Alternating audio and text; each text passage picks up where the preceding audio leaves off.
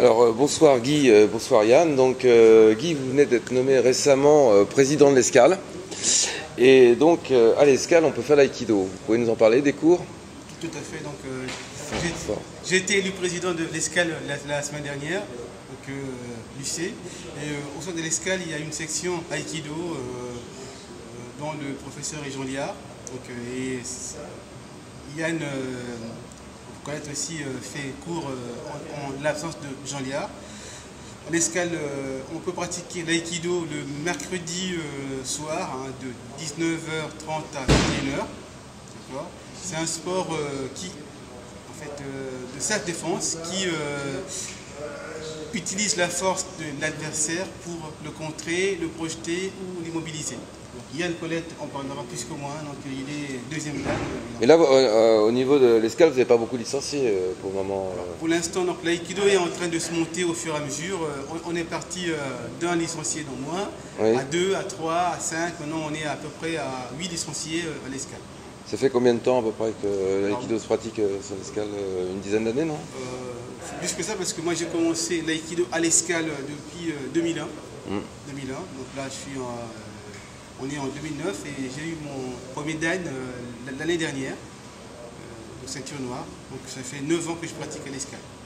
Donc Yann, vous êtes ceinture noire deuxième dan. Oui. Vous avez passé l'année dernière un brevet d'État. Oui. C'est ça. Est-ce que vous pouvez un peu nous parler de cette discipline qui n'est pas très connue quand même, il faut le dire? Alors, quand on dit pas très connu, l'aïkido quand même, la France, c'est l'un des pays les plus représentatifs en termes de nombre de pratiquants d'aïkido. Après, il y a le Japon et les États-Unis. C'est les trois grands pays pratiquants. Je crois qu'on avoisine les 50 ou 60 000 pratiquants. Enfin, c'est assez conséquent. L'aïkido est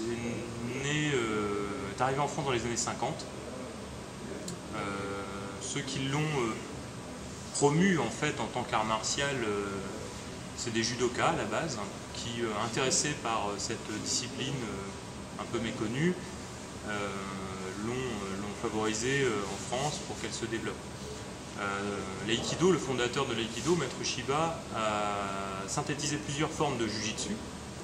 Il a fait beaucoup d'écoles d'arts martiaux divers, beaucoup d'écoles d'armes aussi. Il était passionné par le sabre, la lance, la baïonnette. Il a été instructeur à l'armée pour la baïonnette.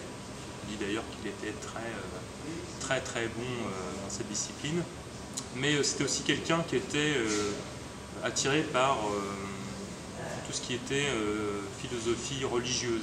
C'était un homme qui avait une profonde spiritualité, et la légende raconte qu'il aurait été illuminé un jour et qu'il aurait compris que là il ne fallait pas détruire son adversaire mais essayer de le préserver. L'idée de l'aïkido, c'est de préserver la vie quoi qu'il arrive, sans humilier son partenaire et sans le blesser. L'humiliation entraîne la vengeance, la destruction entraîne la vendetta. On supprime tout ça, on essaye de préserver en restant toujours courtois. L'aïkido, il n'y a pas de stratégie, ce sont des principes. Contrairement au karaté, au judo, où il y a des techniques très ancrées, l'aïkido, ce sont des principes. L'idée de rentrer, l'idée d'utiliser la force de son partenaire, de créer le vide pour que ça génère un mouvement inattendu chez son partenaire et le projeter. Donc c'est pour ça qu'on a beaucoup de mouvements d'esquive, ce qui en fait un art martial assez difficile au début. Le karaté, c'est des frappes dans les débuts, l'aïkido, c'est des esquives dans les débuts. À un moment ou un autre, tous les arts martiaux, nous sommes en haut d'une montagne, nous savons tous faire à peu près la même chose. Il faut bien être sûr là-dessus. On n'est pas meilleur que les karatékas, on a une autre voie, une autre discipline, d'autres positions de corps qui font que à tout moment on recherche à préserver cette vie et pas à détruire ou à casser. Donc c'est plus proche finalement du karaté que du judo, oui, non? C'est le fondateur du judo, Jigoro Kano, quand il a eu la chance de voir Maître Shiba pratiquer, il a dit que c'était l'art martial qu'il aurait voulu faire. Étant maître lui-même, il n'a pas pu pratiquer, il a envoyé ses élèves, parmi ses meilleurs élèves, pratiquer l'aïkido, et ensuite ces gens-là ont été envoyés de par le monde, et le premier arrivé en France, c'était d'un ancien judoka, élève du fondateur du judo, qui s'était mis à l'aïkido, Moshizuki, faut pas le citer.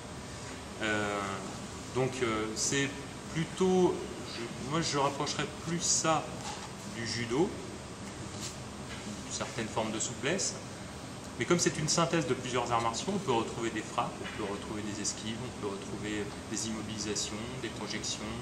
Voilà, c'est vraiment un ensemble complet. Mais alors, vous acceptez de prendre les enfants à partir de 6 ans. Est-ce que vous pensez que vraiment un enfant à 6 ans peut adhérer à ce type de discipline facilement ou pas? Donc les enfants, c'est un public différent. On a tous des motivations différentes dans notre pratique. Les enfants, leur motivation principale, c'est le jeu. Donc, il est plutôt conseillé de leur faire découvrir l'aïkido, de multiplier leurs activités motrices par le jeu, en faisant justement des formes d'aïkido simplifiées, où ils vont pouvoir passer un bon moment avec leurs amis, parce que c'est un lieu de rencontre aussi, hein, plutôt que des formes martiales très courtes, très violentes. On ne cherche pas ça, on cherche vraiment plutôt à développer la confiance en soi de l'enfant en faisant des projections, savoir rouler sur le sol. Il faut prendre confiance en soi. Les enfants qui sont un peu timides, un peu renfermés, ça peut les sociabiliser et donc leur permettre de s'ouvrir aux autres. Parce que l'aïkido, on dit toujours, l'aïkido c'est l'ouverture vers les autres. Voilà, bon.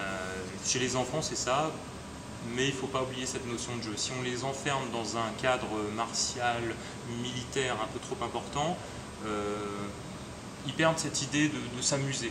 Or pour les garder, pour leur donner envie de continuer, il faut qu'ils puissent s'amuser. Donc on oriente plutôt sur des formes de jeu. Et il faut à peu près combien de temps pour arriver à un niveau satisfaisant de ce sport? Alors, c'est là que ça commence à être... il faut un peu de patience. Oui. Si on pratique très régulièrement, on peut arriver à la ceinture noire en 4 ans. Si on pratique un peu moins régulièrement, forcément le temps s'allonge. Pour commencer à faire quelque chose de correct en termes de position, d'efficacité dans le mouvement, il faut 10 ans. Et pour réussir à faire une technique, la première technique d'aïkido qu'on appelle Ikkyo, on dit qu'il faut toute une vie. Oui, bien sûr. Oui. Mais est-ce qu'il y a des étapes qui passent par des tournois obligatoirement? Il n'y a pas de compétition en aïkido parce que... Pas de compétition. Non, pas du tout. Au lieu d'avoir une attitude, dans les autres arts martiaux, l'attitude c'est le koboichi, c'est-à-dire une attitude où l'attaque et la défense se mêlent. Nous, on adopte une attitude qui s'appelle le gonosen, qui est une attitude purement défensive. On est bien d'accord que s'il y a deux pratiquants d'aïkido qui donnent cette attitude purement défensive, ils ne s'attaquent jamais. Donc il n'y a pas de compétition, obligatoirement. On se sert de son partenaire, non pas pour le vaincre, pour se prouver quelque chose, mais pour grandir soi-même. Il nous aide à grandir. C'est pour ça qu'on parle d'un partenaire et pas d'un adversaire. C'est notre partenaire, il nous aide à grandir, que ce soit spirituellement ou en technique. Et c'est la preuve d'ailleurs, c'est pour ça qu'on dit qu'en aïkido, en fait, on arrive toujours, enfin, on apprend toujours qu'on peut être vaincu, mais un jour à l'autre. Donc autant commencer à l'intégrer dès le départ, savoir que dans la vie, on n'est pas toujours gagnant, on peut perdre, et savoir comment perdre. Et très bien. Très bien, merci.